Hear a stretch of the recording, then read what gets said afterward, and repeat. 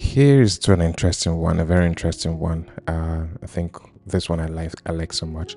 Is it possible to say unintelligible things when you're praying?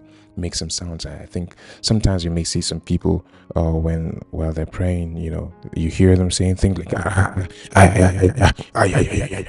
Sorry if I almost busted your mic, but that is how some people pray. And when you may hear some people praying repeating unintelligible things, and you're like, what on earth is this even prayer? Well, I'm on your side. I'm on their side also, because this is Christ. So here's what I'm gonna say.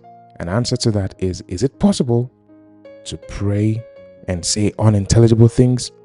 Yes, it is possible. And I'm going to read from 1 Corinthians chapter 14, verse 2, which says, "For he who speaks in a tongue does not speak to men, but to God." So when you are hearing people speaking in tongues, they're not speaking to you. They're not talking to you. They're talking to God. So it's less of your business. And it's not something you want to mind. It's not something you want to pay attention to. So it's not so much of your business. If it was your business, you would have become the person they're praying to. Anyway, that's me being a little bit funny there. For no one understands him. So when you hear people speaking in tongues and they're saying unintelligible things and you don't understand it, you are not meant to understand it. However, in the spirit, he speaketh mysteries. He speaks mysteries in the spirit. And another Bible verse I'm going to use also. Now this is for the part. This first Bible verse is for you to understand that people can pray in the spirit, and people can pray in tongues, even in church. Yes, in church. Yes, read 1 Corinthians 14 very well, and you'll understand that Paul even says that you can pray in tongues in church. However, when you're ministering to people, you have to be able to interpret what you're saying, right?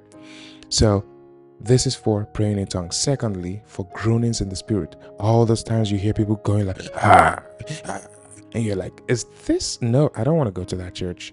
Why are they doing that? Especially in churches in Africa, Asia, South America, and all those places. You see those kind of revivals happening, holding in Atlanta. I think I've seen some. In Canada, I've seen some. You see those kind of things happening, and some very conserved and reserved Christians like me are like, no, I don't want to go there. Well, breaking news is you have to go there. No one is forcing you to go there. Stick to what is fine for you. However, do not condemn what you do not know. That is what Jude said. Read Jude has only one chapter. Please read Jude. Jude says, do not condemn what you do not know, right? And the second verse we're going to talk about is Romans 8:26, which says, likewise, the Spirit also helps in our weakness. For we do not know what we should pray for as we ought, but the Spirit himself makes intercession for us with groanings that cannot be uttered. So groanings, we cannot say any words. All we can do is that is all they can do, because they cannot say any word. The Spirit is making intercession for them.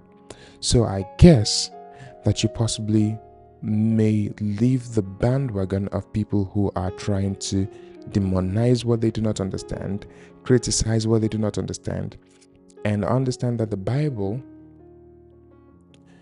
allows it. As a matter of fact, when Jesus talks about prayer, in as much as he says, do not go all around the street and pray and all this stuff. However, you also can utter things out loud. It is allowed. It is fine by Christian faith. So the Bible is saying it. I'm not saying it. I'm just giving answers based on what the Bible has to say about this particular topic. So let us also not condemn people online. I see the biggest enemies of a lot of Christians are Christians. Yes, The biggest enemies of a lot of Christians are Christians. You remember the story of the children coming to Jesus. Guess the people who wanted to stop the children from coming to Jesus? The disciples. Guess the people who the disciples did not like for what they were doing?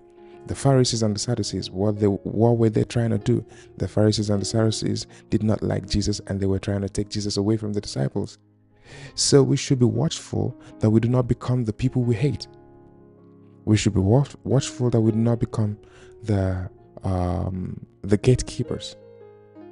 Of course, we do not hate anyone, but there are some people we don't really like associating with because of some things. So we should not be we should be mindful that we do not become those people those people we want to come to the marvelous light. We should be careful we don't become them. We should be careful we don't become gatekeepers. We should be careful we don't become the authors of how to pray, and without so much knowledge about it, without what the scriptures, an understanding of what the scripture says about some of these types of prayers. So I think that is it, and see you next